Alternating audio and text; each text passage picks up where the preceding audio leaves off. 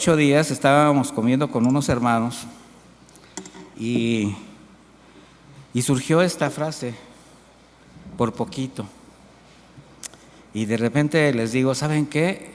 Se me antoja para una enseñanza, por poquito. Porque por poquito suceden muchas cosas o dejan de suceder. ¿Usted cree que a veces es muy poquito lo que nos separa de algo muy bueno o nos libra de algo muy malo? Sí. Por poquito, mis hermanos. En el libro de Deuteronomio 34, para que me acompañe. En el versículo 4 dice, allí el Señor le dijo, y está hablando de Moisés, y este es un por poquito muy triste. Le dijo, esta es la tierra que juré dar a los descendientes de Abraham, Isaac y Jacob. Te he permitido verla con tus propios ojos, pero no entrarás en ella. Imagínese quedarse a punto de, y nada más mirarlo de lejos y no poder alcanzarlo. Por poquito es una frase muy corta que la mayor de las veces puede significar mucho o doler mucho. Por poquito gano.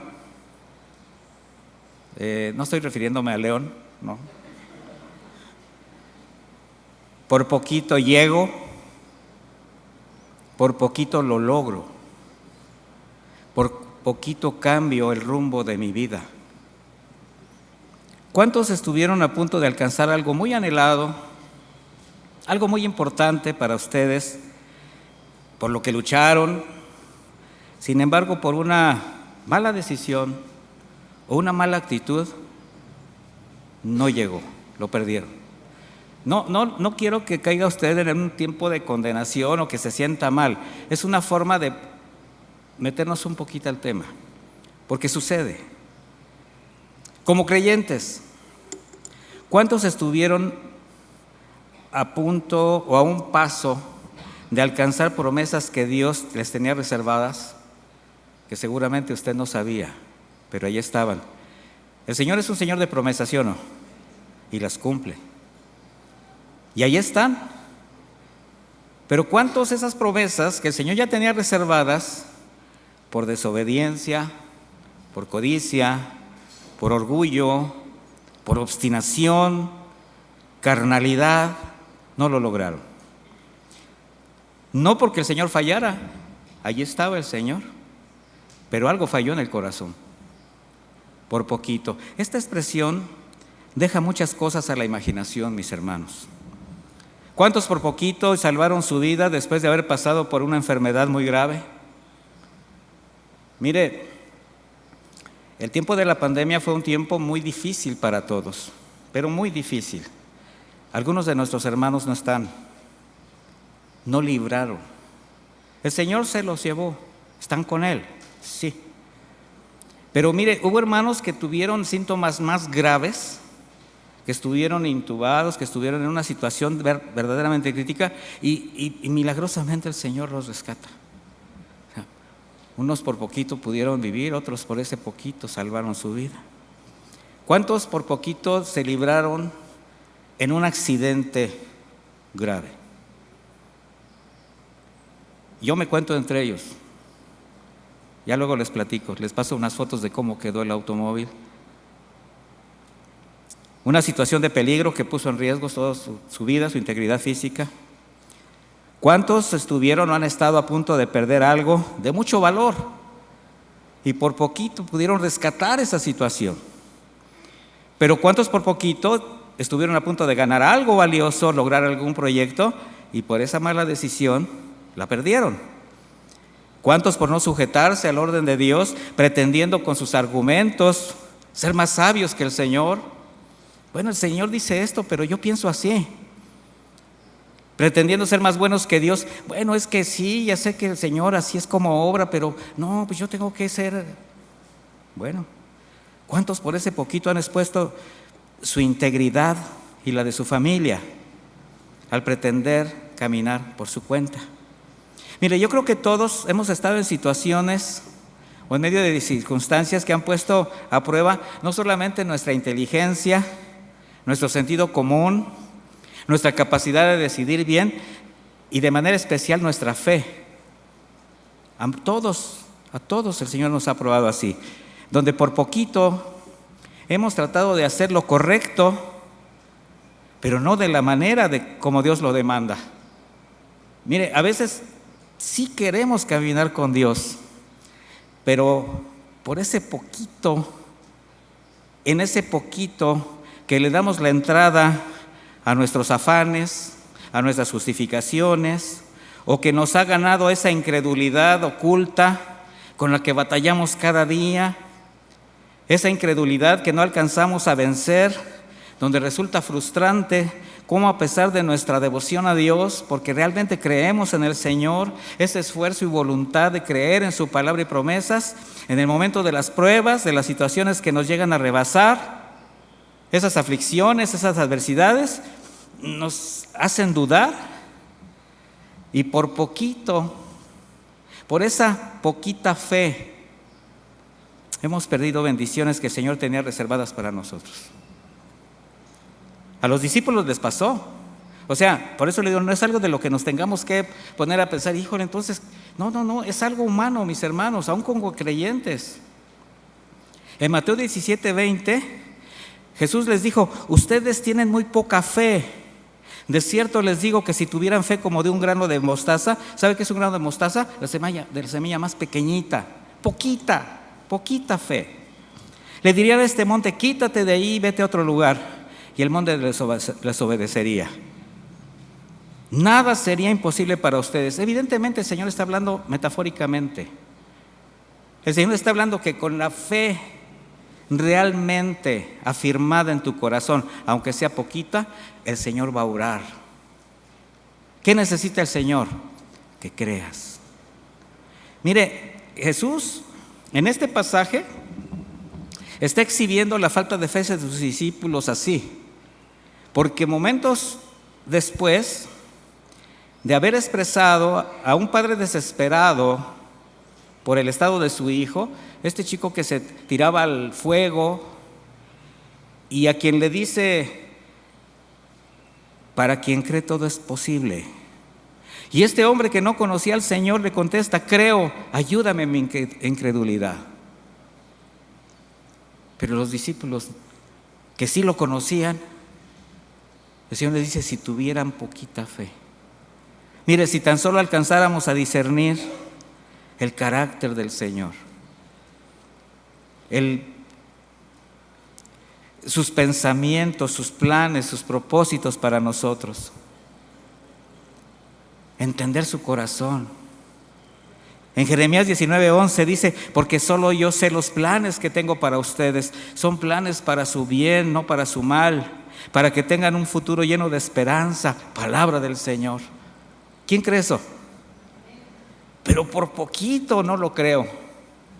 A la hora de la verdad, ese poquito me hace dudar y empiezo a voltear a las alternativas. ¿Y sabe lo que sucede cuando pierdo mi relación con Dios y dejo de platicar con Dios? Empiezo a platicar con el diablo. Habrá creyentes, bueno, yo sé que aquí no, ha de ser en Aguascalientes, pero con tan poco discernimiento que se pueden atrever a decir, porque yo ya lo escuché en una ocasión, bueno, si Dios sabe los planes que tiene para nosotros, ¿por qué no nos los revela desde antes para saber cómo decidir y todos felices? ¿Usted cree que eso está dentro de la cordura? Para quienes piensan así les tengo dos respuestas. Primero, porque Dios siempre lo ha hecho. Sí nos muestra sus planes. Y desde el principio le ha revelado al hombre por sus propósitos para con él. Sin embargo, ha sido el hombre el que ha menospreciado y desechado sus palabras y sus promesas. Eso es lo que vamos a comprobar en esta enseñanza. Segundo, porque entonces ¿dónde quedaría esa confianza llamada fe? Si el Señor anticipadamente te dijera todo lo que va a venir. ¿dónde quedaría tu fe? Esa fe que el Señor demanda de sus hijos y que respalda con muchas señales, mi hermano. El Señor siempre se hace presente en tu vida, aún con milagros, evidencias de su amor y de su fidelidad. ¿O habrá alguno que pueda dudar de la presencia del Señor en su vida? De la provisión segura, del cuidado que Él tiene, de esa fidelidad impresionante que tiene, que ha tenido y que sabemos que tendrá. Y fíjese, sabemos que tendrá. ¿Será que sí creemos? ¿Usted es hija de Dios, hijo de Dios? Es una pregunta, ¿sí o no? Entonces sabe que Dios con su amor le abraza y le consuela. Usted sabe que con su palabra ordena sus pasos y le purifica. Con la guía de su Espíritu Santo le confronta, le redarguye y le santifica. Y que a través del trabajo de la iglesia le edifica y le disciplina. Ese es todo lo que el Señor hace por nosotros y sigue haciendo por nosotros. No nos deja solos. Por tanto, si nosotros conocemos los pensamientos, los propósitos y planes de Dios, donde además todo lo que sucede y todo lo que permite en nuestra vida está bajo su control y que siempre resultará para bien, pues ¿será que el Señor nos está mostrando siempre sus pensamientos, sus planes y sus propósitos? ¿Sí o no? Bueno, esto que acabo de hacer es una breve introducción solamente para ir al mensaje, donde a través de sucesos y testimonios en la Biblia, de algunos personajes, vamos a reconocer a quienes por poquito pudieron experimentar plenamente de las promesas de Dios, esas promesas que por gracia les dio, les hizo. Pero también vamos a reconocer a quienes por pecado, por irreverentes, por malas decisiones, vanidad, codicia, incredulidad y desobediencia, las perdieron. O en el mejor de los casos, las retrasaron. Y el Señor por su fidelidad todavía los sostuvo. Sucesos y testimonios que, como dijo Pablo, fueron escritos para nuestra enseñanza. De todo lo que está escrito en la Escritura, mi hermano, es para que nosotros aprendamos, para que no caigamos en esos errores. Lamentablemente, pues dice por ahí un dicho que nadie experimenta en cabeza ajena. Yo les animo a que tomen en cuenta los ejemplos que el Señor nos da y no se atrevan a caer en algo porque así como, bueno, le pasó a él pero no a mí. ¿Sí se ha fijado que es muy común decir eso? Sobre todo entre los jóvenes. Bueno, así le fue a él y ya ven a una vida destruida, pero a mí no me va a pasar. Y yo le digo, ¿por qué? Pues que tú estás tejido a mano. ¿Qué? Pero así son, o somos, ¿verdad? Vamos de lleno. Génesis 25, 29.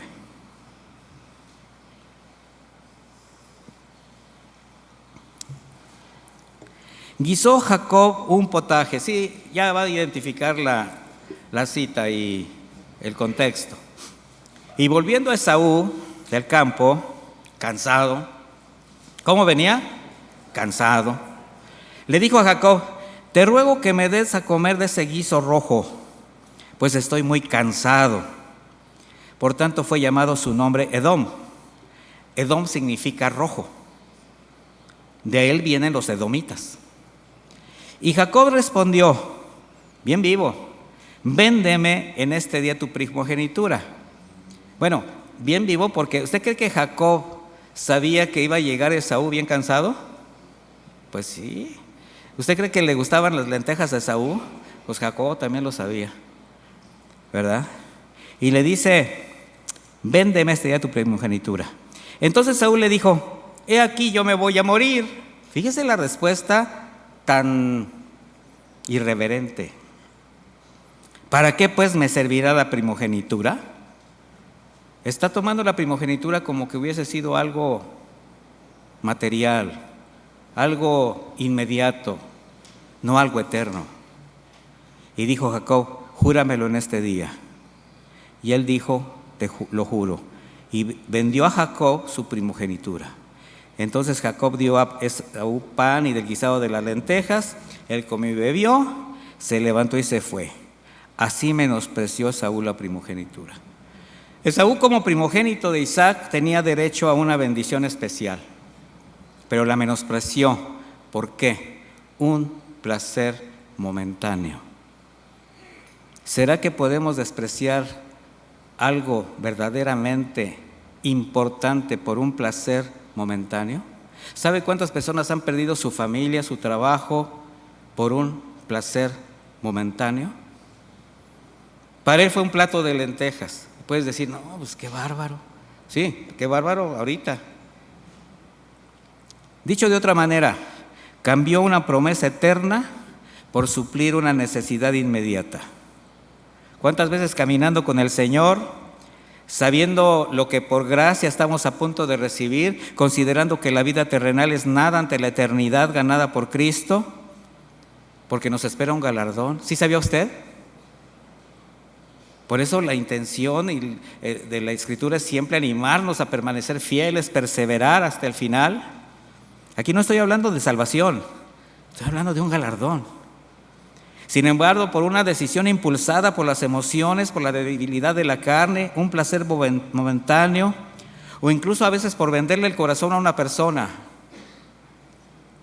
se menosprecian las bendiciones que el Señor tenía reservadas, tanto en la tierra como en los cielos.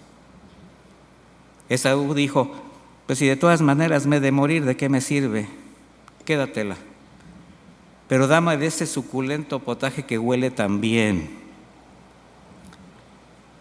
Sin embargo, aunque después procuró la bendición llorando, ya no hubo más lugar más que para la amargura. ¿Sí sabían eso? Ya no hubo vuelta. ¿Será que un verdadero creyente, estoy hablando de un redimido, un hijo de Dios, pueda decir, pues como ya soy salvo por gracia, y si me muero de todas maneras me voy al cielo, pues ¿qué me podrá pasar si como de la mesa de los demonios? ¿Qué me podrá pasar si hago la vida como yo quiero? Como en muchos lugares son permisivos. ¿Pasará algo, mi hermano? Claro que puede pasar algo. Dios es santo, Dios es un Dios de orden. En 1 Corintios 10:21 Pablo dice, no pueden beber la copa del Señor y la copa de los demonios, no pueden participar de la mesa del Señor y de la mesa de los demonios. ¿O provocaremos a celos al Señor? ¿Seremos acaso más fuertes que Él? Considere eso antes de vender su posición espiritual que tiene delante de Dios, ganada por gracia, pero por Jesús, y por gracia se la dio a usted. Imagínese usted, poniéndome en el caso de Esaú, a alguien que va manejando y de repente le llega un hambre de esas que hasta duele el estómago, la cabeza. ¿Sí le ha llegado a veces esa hambre así? ¿Quién ha estado así de que dices, no, estoy así como rabioso, ¿verdad? Así, en el buen sentido, ¿verdad? Pero yo le aseguro que no se baja de su auto y lo cambia por una comida, por muy suculenta que se vea. ¿O sí sería capaz? Bueno, a Esaú se le hizo fácil. Mire, el enemigo sabe que no te puede quitar lo que ya Dios te dio. Él no puede quitarte de la mano del Señor. Él te compró con su sangre.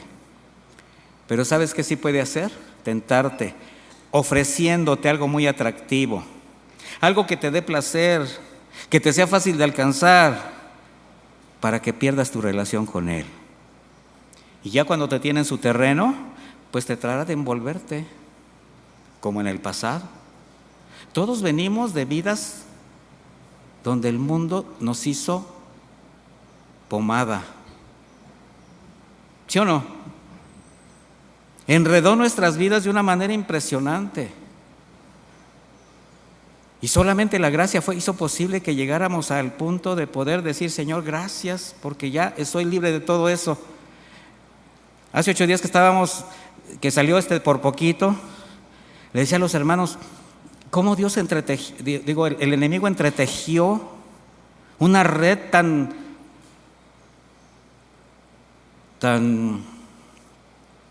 ¿cómo se podría decir? Tan despiadada.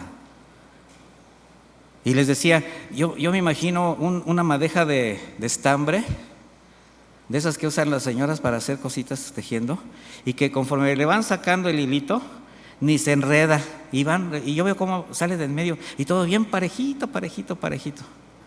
Entonces me imaginé yo que de repente yo agarraba la puntita del estambre y el enemigo de la manita, y yo de la manita del enemigo, y él empezó a hacer así y así, y bajaba y subía, y yo con mi madejita, y cuando menos pensé, la madejita de acá ya se estaba acabando, pero aquí había un enredadero, y cuando volteé era más grande el enredadero que la madejita. ¿Cuándo hubiera podido yo o usted desenredar esa madeja? Nunca. Solo la gracia de Dios. Bueno, Esaú tenía una hermosa herencia espiritual que en un impulso carnal cambió por un placer terrenal. Tuvo la bendición en sus manos, como dijo aquel, era suya, y la perdió. Menospreciarla para él fue una pérdida irreversible. ¿Qué nos muestra? Que las decisiones ligeras traen consecuencias grandes. La decisión puede ser muy pequeñita, la consecuencia puede ser eterna. Gracias a Dios por su gracia, que a pesar de nuestro pecado, a pesar de pagar las consecuencias, al reconocerlo, arrepentirnos, nos permite regresar, nos permitió un lugar con Él. Por poquito Esaú se queda con su bendición.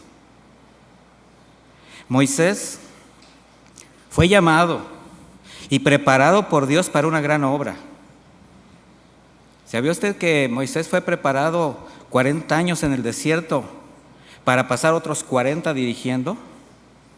Él se hizo 80 años en el desierto. Fue una preparación a todo. A veces nosotros ya por una semana de capacitación. ¿Cuál fue la gran obra? Sacar al pueblo de Egipto. Y eso a pesar de las limitaciones de Moisés. Él fue testigo y protagonista de milagros. Milagros de Dios que incluso a través de él estaban sucediendo. Él experimentó su respaldo, fue instrumento para realizar cosas maravillosas. Sin embargo, un solo momento de ira, de enojo, quizás humanamente justificado. Dije quizás humanamente justificado. Bueno, pero ante la decisión y la voluntad del Señor de bendecir a su pueblo, que era lo que Él quería, seguir mostrándole su amor, ser santificado por ellos, bueno, ese momento, ese poquito fue suficiente para que Él no entrara a la tierra prometida. Vaya conmigo a Números 27.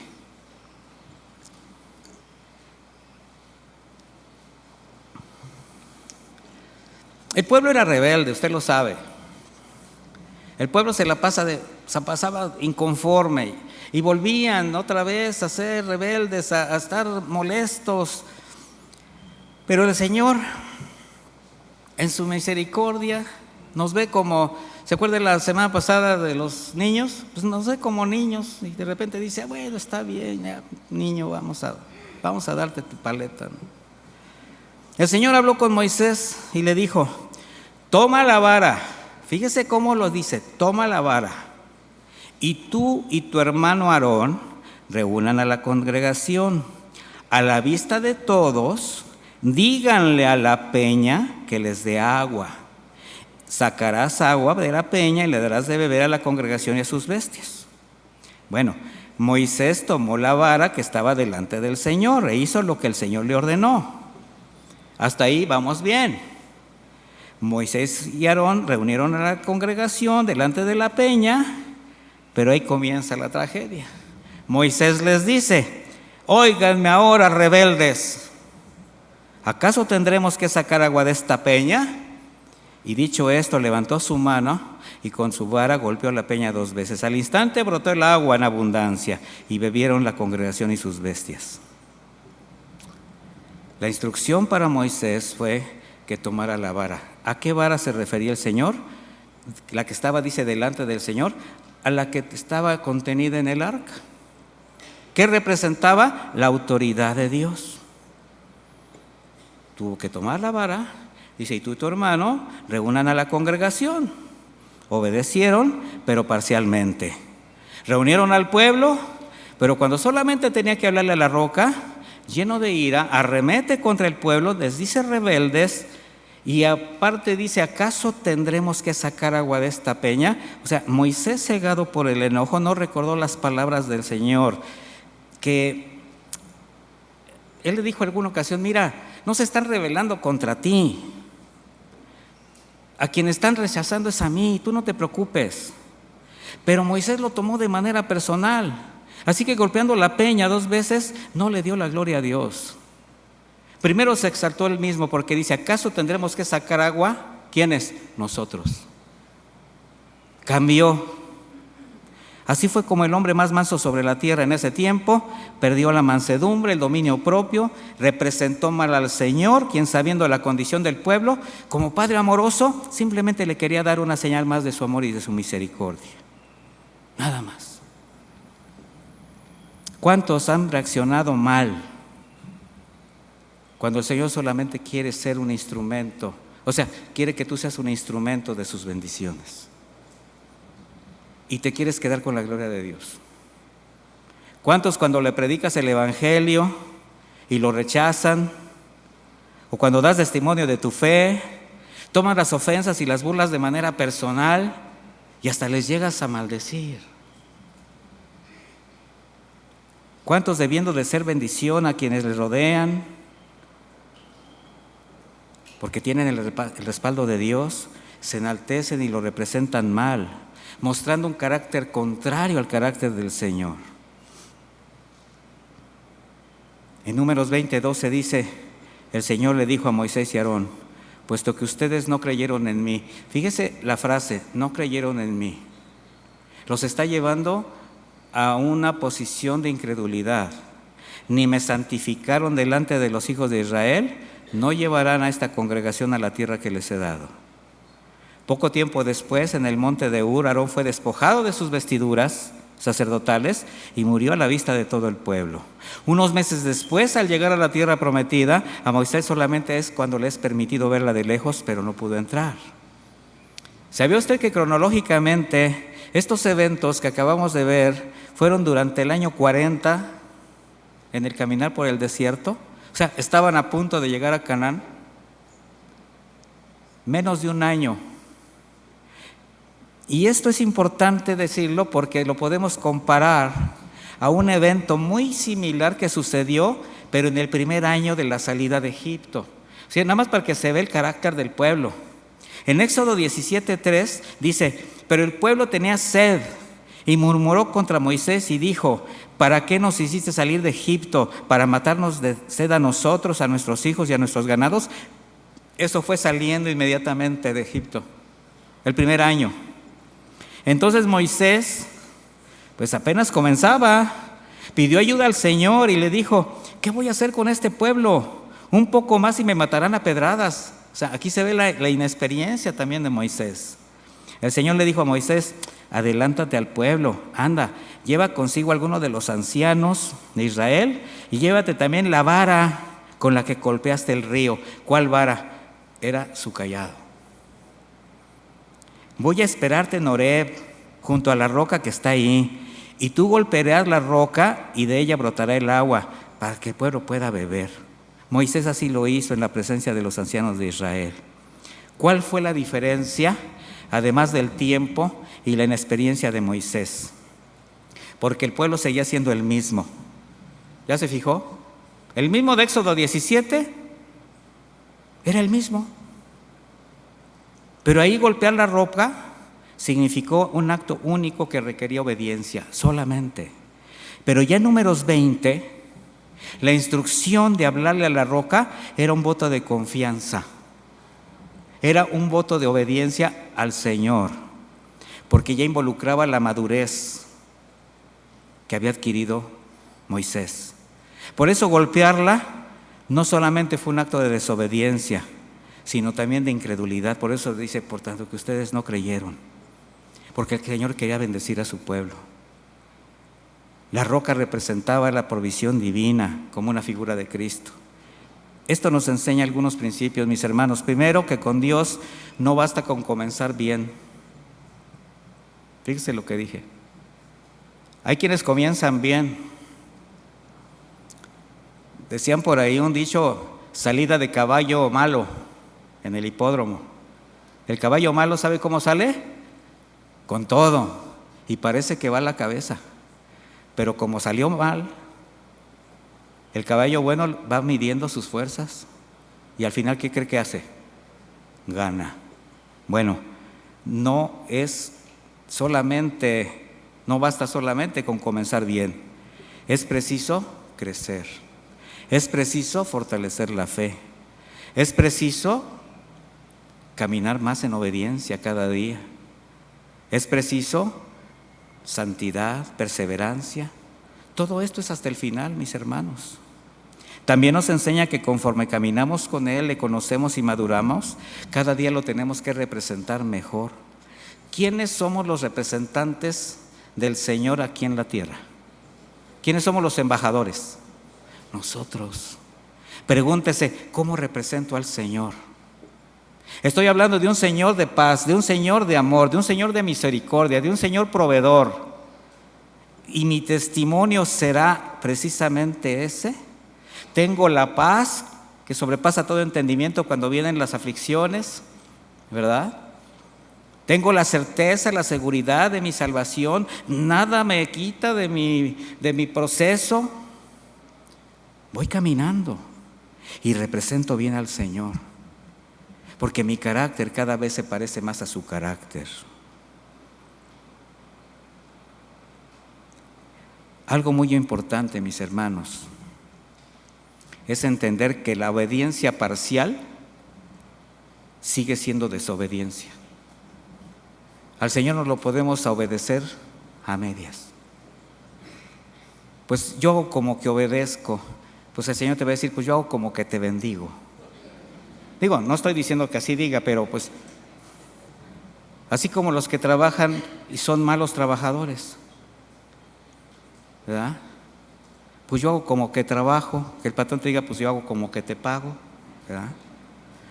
¿Cuántos podemos reconocer que al comenzar el camino de la fe, aún con todo ese entusiasmo de haber conocido a Jesús, experimentar su gracia, sentir el abrazo de la iglesia, en algunas o en muchas ocasiones nos equivocamos y fue preciso corregir? Si no reconocemos eso, mis hermanos, si no corregimos, vamos a seguir igual. Es importante reconocer nuestras fallas,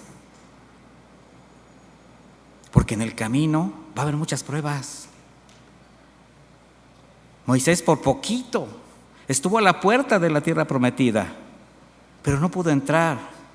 ¿Ustedes creen que si era deseo de Moisés introducir al pueblo de Israel, conquistar la tierra y repartirla? ¿Usted qué cree?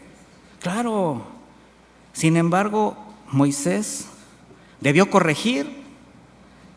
Él entendió que había hecho lo malo delante del Señor y aceptó la voluntad de Dios de que ya no entraría. Y con mansedumbre, ahí volvió a ser el hombre manso.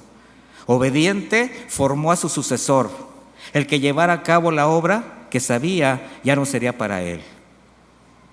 Moisés cumplió el propósito de su llamado, partió con el Señor. Quizás así como Pablo íntimamente sabía que mejor era estar con él,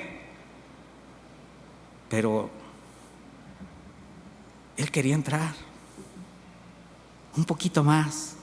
¿Cuántos quieren un poquito más del Señor? Una oportunidad más, un día más, ver crecer a mis hijos, a mis nietos, lograr ese proyecto. ¿Cuántos creyentes desean llegar al final procurando caminar con Dios, cumpliendo sus deberes cristianos?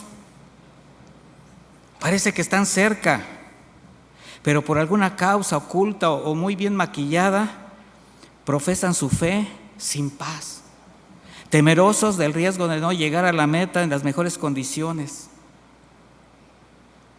Si es tu caso, mi hermano, tienes toda la oportunidad de corregir. El Señor nos llama constantemente a cuentas y con su palabra nos expone el pecado, la condición espiritual, y te está poniendo la oportunidad de corregir. Esa es la buena noticia. Tener la oportunidad de corregir mientras hay vida y esperanza. En 1 Corintios 9:26 el apóstol Pablo dice: por eso yo corro así, no como a la aventura, peleo así, no como quien golpea el aire. Más bien pongo mi cuerpo bajo disciplina y lo hago obedecer, no sea que después de haber predicado a otros, yo mismo venga a ser descalificado. Insisto, no está hablando de su salvación, está hablando de llegar a la meta como llegó. ¿Qué dijo Pablo? Me está reservada la corona de justicia.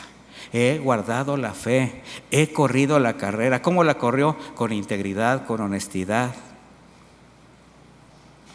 Mire, de los testimonios más claros sobre quienes por poquito hubieran llegado, precisamente hay uno especialmente interesante, porque hubiera cambiado la historia de una generación completa. Y estoy hablando del pueblo de Israel. Vaya conmigo a Éxodo 2.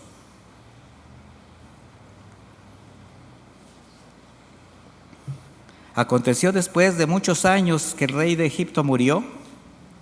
Los hijos de Israel gemían a causa de la esclavitud y clamaron a Dios. Y el clamor de ellos a causa de su esclavitud subió a Dios. Dios oyó el gemido de ellos y se acordó de su pacto con Abraham, con Isaac y con Jacob. Dios miró a los hijos de Israel y reconoció su condición. Esto es importante. Reconoció su condición. Sí, uno fue su clamor, otra era su condición. Después de escuchar el clamor, Dios decide liberarlos de la esclavitud, pero al conocer su condición, es decir, al conocer las intenciones más íntimas del corazón de los israelitas, ¿qué tiene que hacer para poderlos sacar? Sí querían salir, pero querían negociar. Por eso les promete una tierra donde fluía la leche y la miel. Si el Señor no les promete eso, ¿usted cree que se hubieran atrevido a salir? Es una incógnita, pero vamos a pensar con lo que dice la Escritura. Mire, resulta muy difícil creer o entender cómo hay quienes, a pesar de estar sufriendo, se están quejando de una situación difícil, casi imposible de sobrellevar, pero necesitan ser convencidos con alguna oferta o alguna otra promesa para tomar la decisión de salir. No sé si me doy a entender. Ya no soporto esta situación, pero no son capaces de ver hacia afuera. No, pero pues díganme, ofrézcanme algo para que yo deje esto.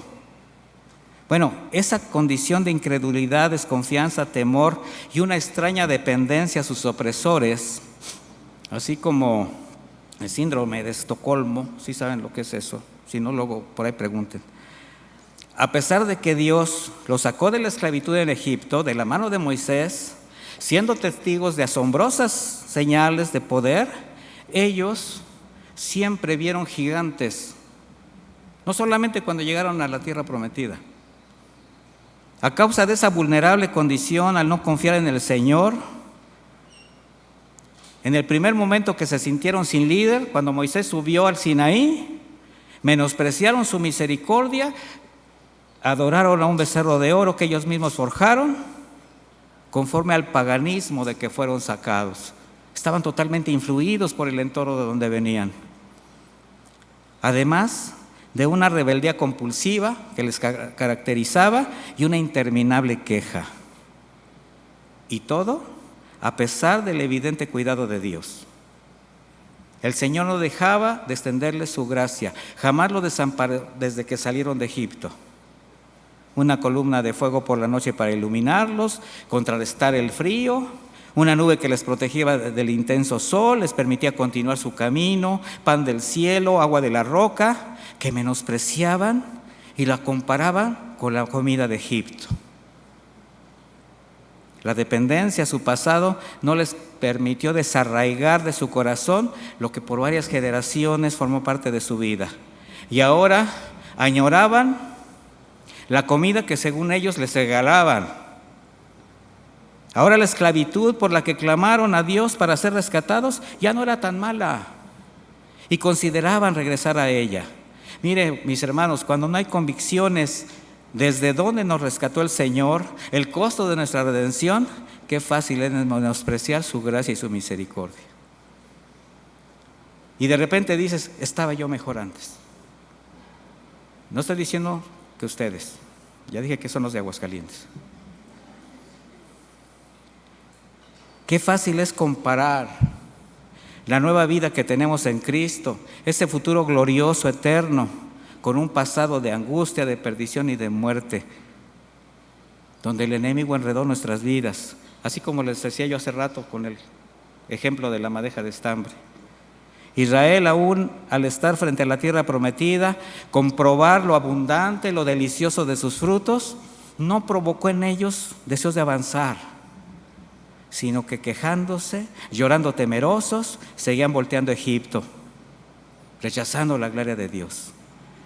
Ahora, al ver a los gigantes físicos que habitaban Canaán, tuvieron mucho miedo, se aterrorizaron y olvidaron al Dios que los había sacado milagrosamente de Egipto. Para Israel, ese menosprecio, esa ingratitud, ese rechazo, bueno, una generación, a excepción de 2, no pudo poseer lo que Dios les había entregado. ¿Será que en la actualidad la incredulidad, la ingratitud pueden detener o retrasar lo que Dios ya te prometió? ¿Qué crees? Pero como no conocemos lo que viene adelante, el Señor está pidiendo fe, credibilidad.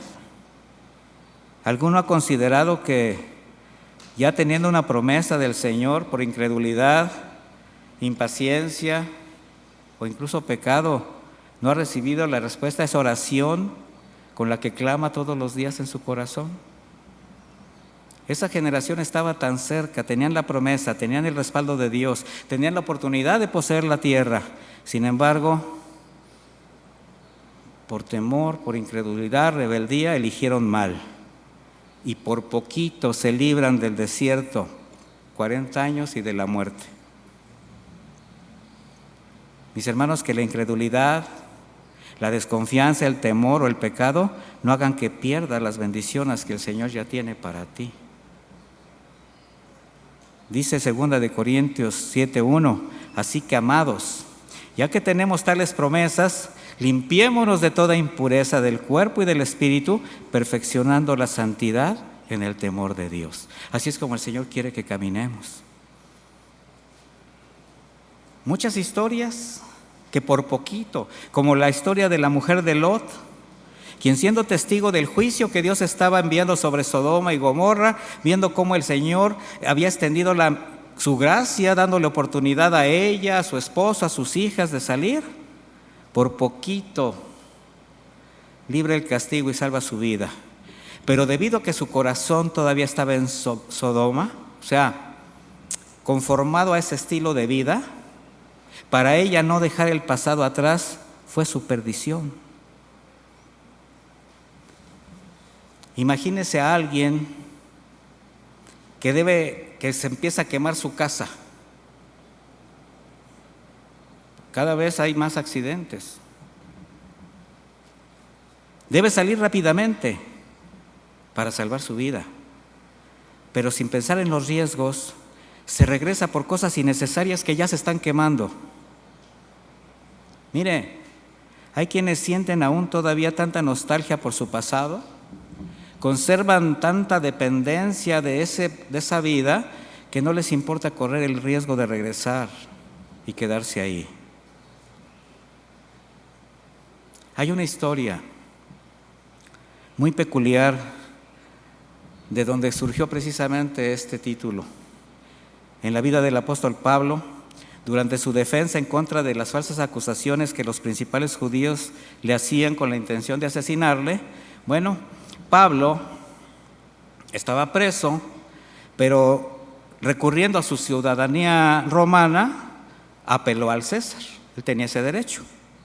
Así que fue enviado al nuevo procurador romano llamado Festo. El que primeramente estuvo con él, sus primeros juicios, se llamaba Félix.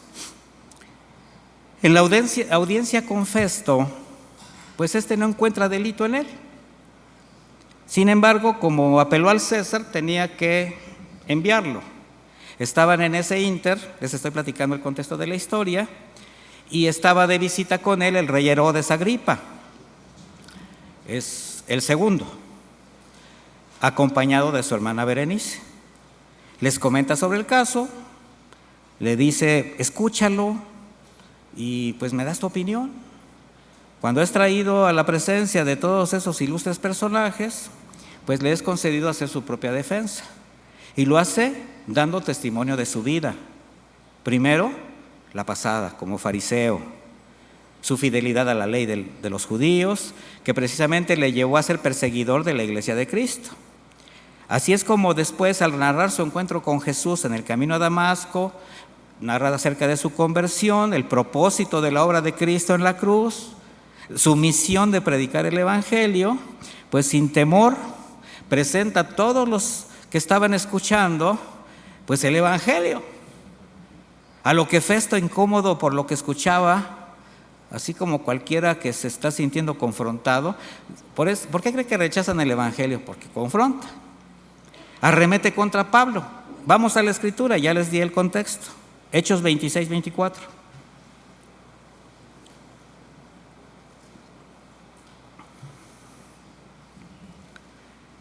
Hechos 26, 24. Yo estoy leyendo la versión de Reina Valera actualizada, no sé si es la que están pasando ahí. Dice, mientras él decía estas cosas en su defensa, Festo le dijo a gran voz, estás loco, Pablo. Las muchas letras te vuelven loco. Pero Pablo dijo, no estoy loco, oh excelentísimo Festo, sino que hablo palabras de verdad y de cordura. Pues el rey, delante de quien también hablo confiadamente, se está refiriendo al rey Agripa, que era judío, ¿verdad? Entiende de estas cosas, porque estoy convencido de que nada de esto le es oculto. Pues esto no ha ocurrido en algún rincón. O sea, Agripa conocía las Escrituras. ¿Crees, oh rey Agripa, los profetas? Y le dice todavía a Pablo, yo sé que crees. Entonces Agripa le dijo a Pablo, por poco me persuades a ser cristiano. Esas palabras marcaron su destino eterno, mis hermanos. Y Pablo dijo, quisiera Dios que por poco o por mucho, no solamente tú, sino también todos los que hoy me escuchan fueran hechos como yo, salvo estas cadenas. O sea, que todos se convirtieran a Cristo. Es importante notar cómo Pablo, respetando la investidura de Festo, pues dirige su atención hacia Agripa. ¿Sí se da cuenta? Es al que dirige su atención. Festo, como cualquiera, simplemente le dice, tú estás loco. Entonces no lo hace porque los demás no fueran importantes, los que estaban ahí. Finalmente la semilla fue sembrada en los que estaban escuchando el mensaje. Para Festo el mensaje fue una expresión irracional por parte de Pablo. Tanta palabrería de vida eterna te ha vuelto loco, Pablo le dijo. ¿Cuántos Festos perdidos en la banalidad de su vida encontramos en el camino que nos dicen ustedes están locos? ¿Sí conoce algunos Festos? Además, importante, se estaba cumpliendo lo que Jesús había profetizado a Saulo, todavía Saulo de Tarso, ¿verdad? A través de Ananías. ¿Se acuerda cuando le dijo, este hombre me es instrumento escogido para llevar mi nombre ante gentiles, reyes y los hijos de Israel? Se estaba cumpliendo simplemente. Así que al ser acusado por judíos, siendo Agripa el rey de Judea y de Samaria, pues la exposición del Evangelio iba a ser más trascendente. Sin embargo, por la reacción y la respuesta de Agripa, lamentablemente no fue para él, no fue trascendente para él. Por poco me persuades para ser cristiano. Con esta frase, Agripa está afirmando, primero, todo lo que Pablo había expuesto. Le está diciendo, sí creo, sí sé, y por poco me persuades, pero ¿sabes qué? Agripa íntimamente creía, era judío, conocía la ley y los profetas. Él cumplía con los rituales, con sus labios honraba a Dios, pero su corazón, como el de sus antecesores, estaba lejos de él. Agripa por unos instantes estuvo convencido de lo que escuchaba. Imagínense Agripa, ay, todo esto que está diciendo me está calando, me está llegando a lo más profundo de mis raíces. Sin embargo, varios factores influyeron en su rechazo. Su posición política ante Roma, la vergüenza de reconocer su condición, la consolidación de su reino, etcétera. Todo eso fue más importante para Agripa. Por poco me persuades para ser cristiano. Por poquito y me arrepiento. Por poquito abrazo la gracia de Dios. Por poquito soy salvo de esta perversa generación. Por poquito. ¿Cuántos Agripas conocemos que por poquito se han quedado tirados en el camino? Muchos testimonios más para exponer, que por poquito alcanzan, encuentran, viven o hubieran llegado a la meta. Como el joven escriba, educado y muy rico, que en búsqueda de la vida eterna se esforzaba en cumplir la ley, pero cuando Jesús le pide dejar sus riquezas para seguirle, no pudo soltar aquello que para él era su prioridad más importante. Este joven estuvo cara a cara con Jesús. Él le mostró la necesidad de renunciar a lo efímero para poner la mirada en lo eterno, pero se fue triste porque no quiso pagar el precio de seguir a Jesús. Por poquito, y este religioso sigue al Señor, pero lo que guardaba en su corazón como mayor prioridad fue más fuerte. ¿Cuántas veces valoramos más cualquier otra cosa y menospreciamos lo mejor? ¿Qué decir de Saúl? Que su desobediencia y su orgullo no le permitieron llegar. Ananías o Zafira, que por aparentar el carácter de la iglesia, su condición de espiritual que no tenían, la codicia inundió su corazón, mintieron al Espíritu de Dios y por poquito honran a Dios, bendicen la iglesia y salvan su vida. Por poquito, 5 vírgenes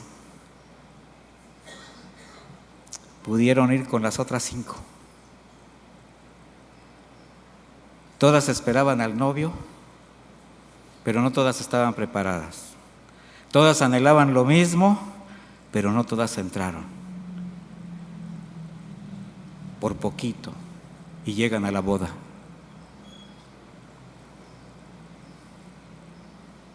No basta con estar, hay que estar preparados, hay que perseverar, hay que caminar con Dios, hay que fortalecer la fe.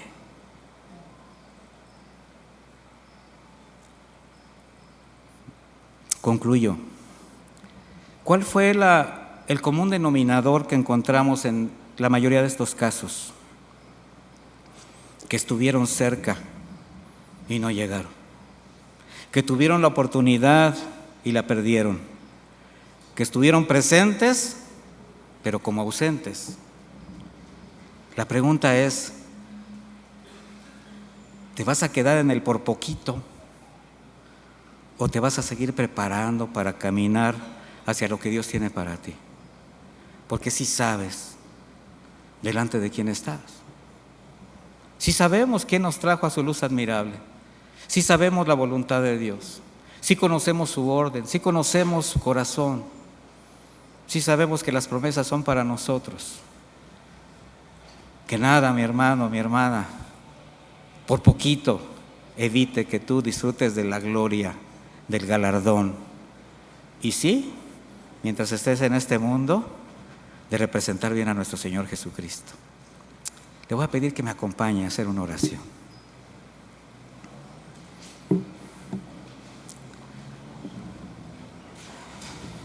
No sé para usted en este mensaje cuántas veces ese por poquito le hizo pensar en algo que muy probablemente no ha hecho. No por ganar algo, no por aparentar algo, no. Simplemente porque sabe que forma parte de su crecimiento, de su deber. ¿Cuántos por ese poquito no han renunciado a cosas que ya deberían estar fuera de su vida?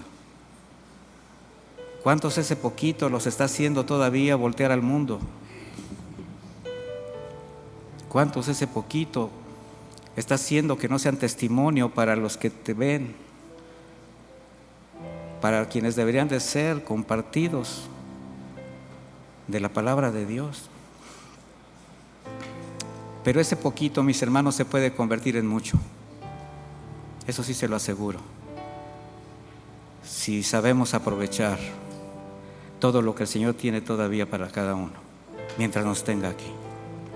Bendito Padre, te damos gracias por tu palabra. Gracias por darnos la oportunidad de reconocer que quizás por poquito estamos haciendo las cosas mal, y que sigues extendiendo tu cuidado, tu misericordia, y nos estás dando la oportunidad de corregir ese poquito, ese poquito que menospreciamos, que decimos no es para tanto. ¿Qué importa? No, sí importa, porque tú eres santo. Tu palabra dice que poca levadura leuda toda la masa. Así que, Señor, gracias por este consejo. Gracias por este mensaje que nos permite ver nuestra realidad. Que estamos trabajando, que estamos caminando, que estamos yendo hacia adelante, sí, pero que todavía falta un poquito que entregar, un poquito que madurar, que crecer, que vencer. Además, con la convicción de que tú estás con nosotros, no estamos solos.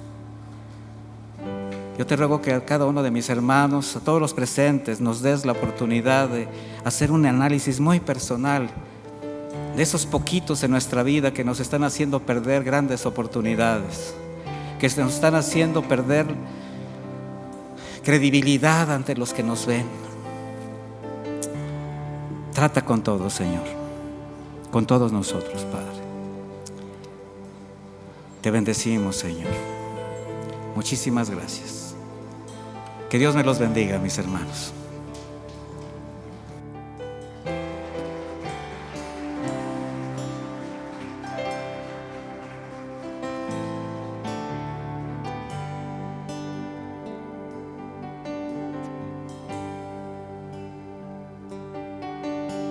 Yo quiero que tú seas el centro de mi ser, que seas en mi vida la única verdad. Yo quiero adorarte, tu rostro quiero ver, pues nada es comparable tu gran majestad.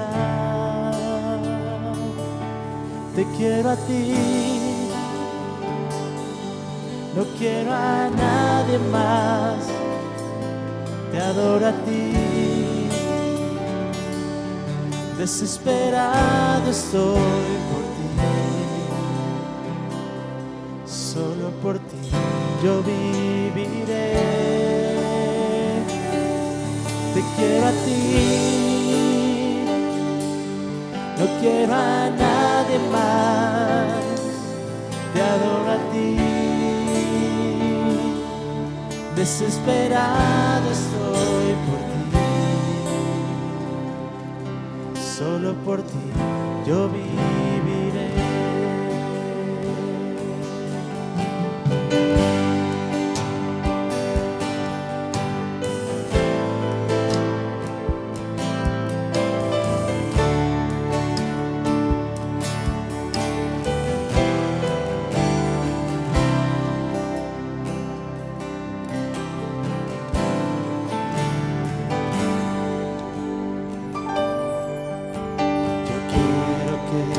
seas el centro de mi ser, que seas en mi vida la única verdad. Yo quiero adorarte, tu rostro quiero ver, pues nada es comparable, tu gran majestad. Te quiero a ti, no quiero a nadie más, te adoro a ti. Desesperado estoy por ti, solo por ti yo viviré. Te quiero a ti, no quiero a nadie más, te adoro a ti. Desesperado estoy por ti, solo por ti yo viviré.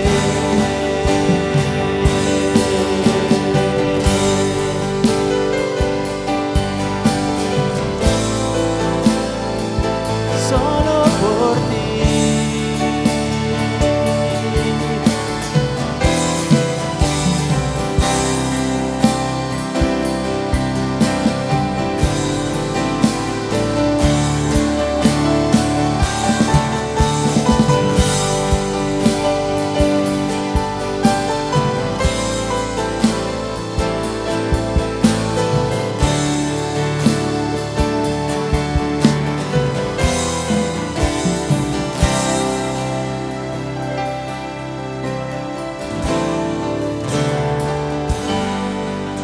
Amén. Dale ese fuerte aplauso a nuestro Dios. Aleluya.